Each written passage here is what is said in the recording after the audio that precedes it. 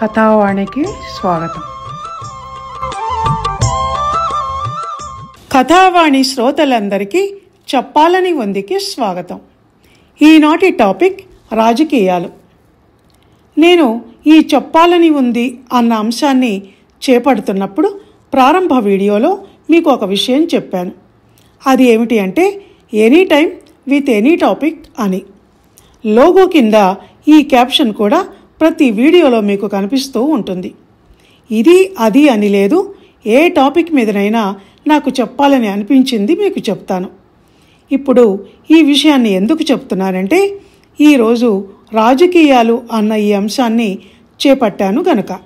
దీని గురించి మాట్లాడబోయే ముందు నేను ఒక విషయాన్ని మీకు క్లారిఫై చేయాలి. అది ఏమిటి అంటే నేను ఏ పొలిటికల్ పార్టీకి సంబంధించిన వ్యక్తిని కాదు. ఏ పార్టీ గురించి ప్రచారం చేయటానికి ఇప్పుడు నేను మీ ముందుకు రాలేదు. ఒక బాధ్యత గల పౌరురాలిగా ఓటు హక్కును వినియోగించుకుంటున్న దానిగా ప్రస్తుత పరిస్థితుల గురించిన నా అభిప్రాయాలను, భావాలను నలుగురితో షేర్ చేసుకునే అవకాశాన్ని వినియోగించుకోవాలని అనిపించింది. అంతే. నిజానికి వినియోగించుకోవటం కాదు, ఉన్నది ఉన్నట్టు చెప్పాలంటే మనసాగక అంటామే, అది కరెక్ట్. అయినా ఈనాటి టాపిక్లో నేను రాజకీయాల గురించి మాట్లాడబోయేది కేవలం జనరల్గానే. ఎందుకంటే నాకు పరిపాలనకు సంబంధించిన జమా ఖర్చులు, బడ్జెట్ లెక్కలు, స్కామ్లు, కుంభకోణాల కోట్ల లెక్కలు ఇవేవీ తెలియవు. అంత నాలెడ్జి నాకు లేదు. కనుక వాటి లోతుల్లోకి దిగకుండా ఒక అతి సామాన్యమైన పౌరురాలిగా మాత్రమే మాట్లాడబోతున్నాను. ఈ విషయాన్ని కూడా శ్రోతలు గమనించవలసిందిగా మనవి. ఇంకా మిమ్మల్ని వెయిట్ చేయనివ్వకుండా విషయంలోకి వెళ్తాను. రాజకీయాలు అన్న ఈ మాట ఈ రోజుల్లో వాచ్యార్థాన్ని, దానికి ఉన్న అసలు అర్థాన్ని పూర్తిగా కోల్పోయి రాజకీయాలు అంటే ట్రిక్స్ ప్లే చేయటం, తిమ్మిని బమ్మిని చేయటం, తెరచాట వ్యవహారాలు నడిపించటం అన్న నెగటివ్ అర్థంలో వాడపడుతోంది. దానికి కారణం ప్రస్తుత రాజకీయాల పరిస్థితి అదే కనుక. 40-50 దశకాలలో రాజకీయాలు నిజంగా వాచ్యార్థంలోనే వాడబడేవి. అప్పుడు రాజకీయ నాయకులు మామూలు ఇళ్లలో నివసిస్తూ సైకిల్ తొక్కుతూ అసెంబ్లీకి వెళ్ళి ప్రజోపయోగాల కోసం విలువలు పాటిస్తూ పరిపాలన చేసేవాళ్ళు, చట్టాలు తెచ్చేవాళ్ళు. అంత సింపుల్గా ఉంటూ నిస్వార్థంగా సేవాభావంతో ప్రజాపాలన చేసింది ఎవరు అని అప్పటి వాళ్ళనైనా సరే నేను ఎవరి పేర్లు చెప్పను. ఎందుకంటే వాళ్ళు ఏదో ఒక పార్టీకి చెందిన వాళ్ళై ఉంటారు గనక.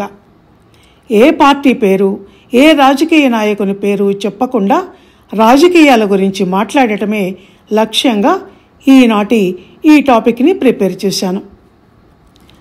రాజకీయాలు అనే మాటకు ఇంగ్లీష్ పదం పొలిటికల్ అని కదా.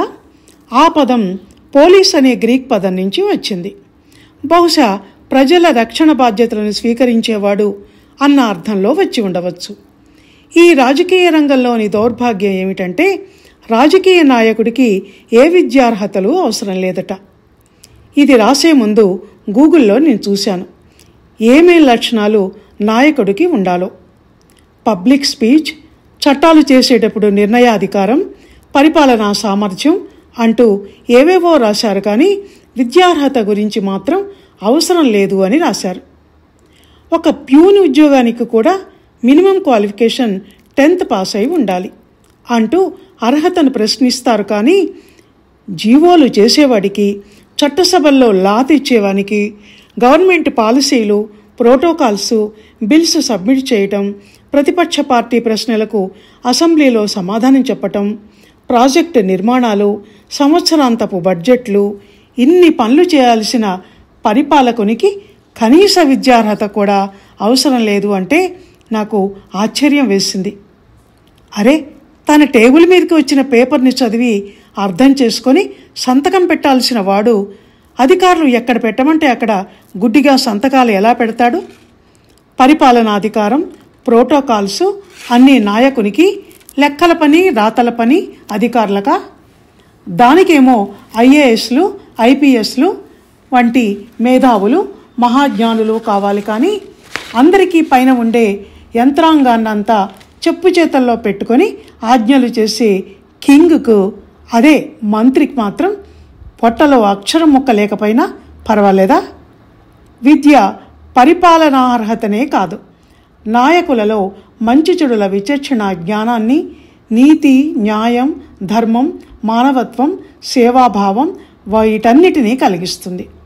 బాధ్యత, కర్తవ్యం అంటే ఏమిటో, వాటిని నిర్వర్తించటంలో అంకితభావం, సేవాభావం, నిస్వార్థ బుద్ధి, రాజధర్మం ఎంత ఉండాలో, ఎలా ఉండాలో నేర్పిస్తుంది.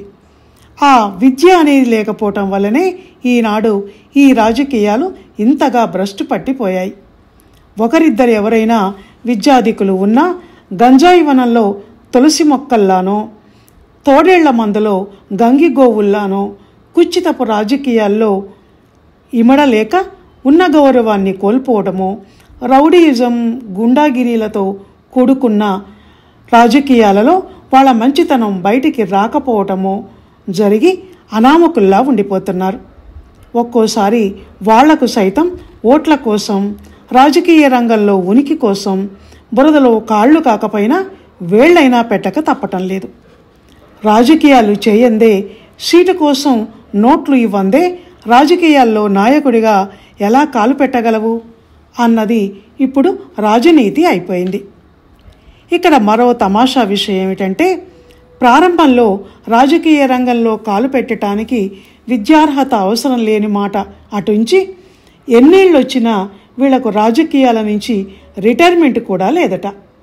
ఇది మరీ విచిత్రంగా లేదు? ప్రభుత్వ ఉద్యోగికి 58 ఏళ్ళు నిండటం ఆలస్యం, రిటైర్మెంట్ ఆర్డరు ఒక్కరోజు కూడా ఆలస్యం కాకుండా టేబుల్ మీదకి వచ్చేస్తుంది. కానీ పొలిటికల్ లీడర్స్ మాత్రం 80-90 ఏళ్ళు వచ్చినా అధికార పీఠాన్ని వదలకుండా గబ్బిలాల్లా పదవులను పట్టుకొని వేలాడుతూనే ఉంటారు. ముందు ముందు చేతి కర్రపోటుతో, వంగిన నడుముతో కూడా ఆఫీసులకు, అసెంబ్లీలకు వచ్చి కూర్చుంటారేమో. ఆ రోజులు కూడా చూస్తాం ఇక మనం. ఏ పార్టీ లీడర్కైనా కానీ, ఏ మంత్రి, ఏ ఎమ్మెల్యేకైనా కానీ కొన్ని పడికట్టు మాటలు ఉంటాయి. మీడియా మైకుల ముందుకు వచ్చి టాకింగ్ డాల్స్లా వాటిని వల్లెవేస్తూ ఉంటారు.